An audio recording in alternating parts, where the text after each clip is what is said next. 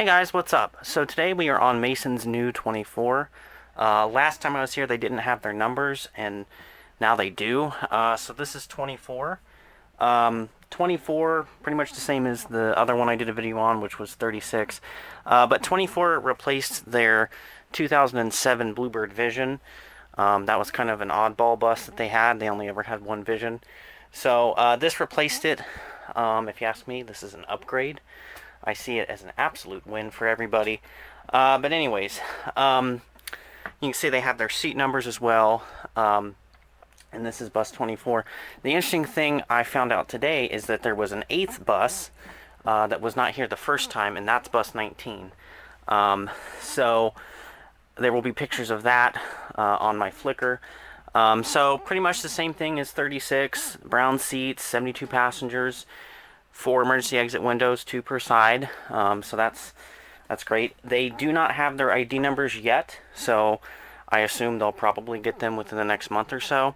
I was kind of hoping they'd have them, but that also would be a quick turnover time, and that usually doesn't happen. So yeah, driver's area pretty much the same as the other bus that I did the video on when I was here the last time. They've got the rubber guards around the parking brakes now, so that's good. And then we'll walk over here. 24, of course, no route changer because they don't do that here. Underbody storage. There's your backup light. And then these, so far, none of them have had the new stop decals because I'd assume they haven't gotten around to it. I can't remember if I pointed this out on 36, but if you look at this ID tag, it looks a little bit different than what you might see like here on this bus.